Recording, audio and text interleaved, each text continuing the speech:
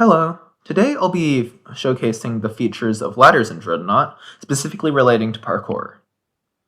So, I'll first start with vertical ladder jumps and horizontal ladder jumps, and then we'll move on to one-way ladders and then some cool stuff I found. Right here is the two-block ladder jump because you can jump 2 blocks from it upwards if you stand on the top of the ladder, and then you can use this to traverse vertically. I was shaking just there because there's a little case if you're near the top of the ladder, you just start shaking for some reason. I don't know exactly why. Another way you can do this is you can hold W and then right before you land on the ladder, you can double tap space. It doesn't have to be a double tap, I find that more consistent. We don't have names for any of these jumps, so I'll either make them up on the spot or make up a name for them. Yeah. So for this jump, we want to get to the ladder that's to the top right of us. And even if we go down a bit, or from here we can't make it because there's a block in the way, a head hitter. If we go down a bit, we still can't make it. No, that's a bad example. That's a worse example. That's an example of how you should do it. So, pretend I can jump off of that. What this is trying to show is that we need to be offset slightly from this lower ladder to reach the upper ladder. What I mean by that is when we get on a ladder like this, and I do a W tap or an S tap, there's a minimum distance that we can go. For this jump, we want to go slightly lower than where I currently am, but this S tap is too low. So what we're going to do is going to tap space, and then W, and then try to offset ourselves a tiny bit. There. You see how my head is slightly lower beneath the little wedge? If I go up and do S tap again, we go way lower than that. We don't want that. So I'm going to go back into this position, eventually. And then I'm going to do S tap. And we're lower than we could be the other way. There's a bunch of little offsets we can get into if you time these differently, but this is the best example I found for this one. And to show again, if I do 2 S taps from here to get a bit lower, we just fall off the ladder. This is a horizontal ladder chain. You can keep repeating these. If it's risky and there's like a giant fall below you and you don't want to risk it, you can start fast with W and S alternating. And you're not going to move, you're not going to fall, and then you can slow down a bit until you can make it across. This is a diagonal ladder slide. I just made that up right now. And you can use these blocks and hold W and D or W and A, depending on which direction you're going. You can use different blocks for the shapes as well. I haven't found use for that yet.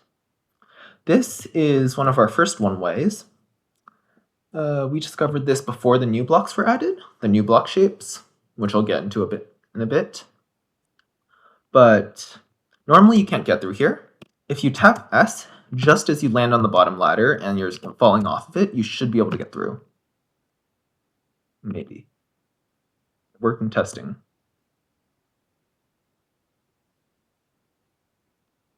There. You might need to be on the ladder for the first jump. Let's see. Okay. There. Most of parkour testing is a lot of this boring stuff. You can also use a smaller slope for this, and it will be slightly easier.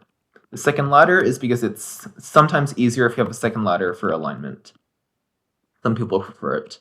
You don't need it though. Moving up, we'll have more one-way things. So these are one-way vertical. You can go up this ladder, and then you can't go back down. You can use different block choices for these. These are the ones that I found. You should also be able to do this with ice, rubber, walkways. The block choice shouldn't matter for most of these.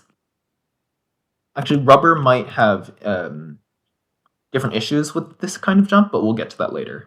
This is a one-way horizontal. You go through one way and you can't get through the other. If you had a roof above us, then you wouldn't be able to go over. These are bidirectional, so don't try to build them like this because you can get through both ways.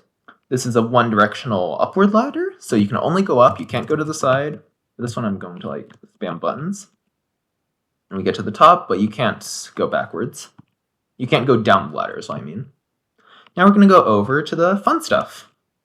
So these are just long ladder jumps. Here I'm just holding W and A, but for this one, we do have to do a higher ladder jump. Same with this one. And here. For this kind of jump, if you just jump normally, you're not going to make it. What you actually want to do is you want to go jump up first, and at the crest of your jump, you go over. I don't know why it works that way. This is one of the cool jumps. So normally, if we just go S and D, we're going to fall off. We can't make it to that bottom ladder. What we really want to do for this jump is we want to go down, and then once we're near the bottom of the ladder, while holding D, we go S, and then immediately space. You want to minimize the delay between those two keys, but not press them at the same time.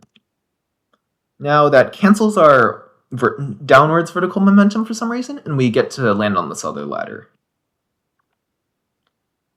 This is a ladder. This is a version of ladder hang, so from this one you can't really do anything, but you can if you get it onto it right. How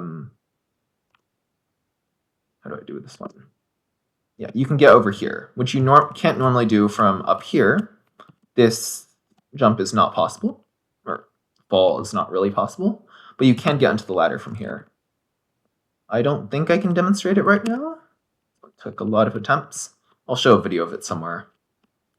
Now if we go down, and further down, this is a random jump. So I haven't found a definitive way on how to consistently do this jump. The only way I've been able to solve it so far is by holding W, spamming A and D, and space.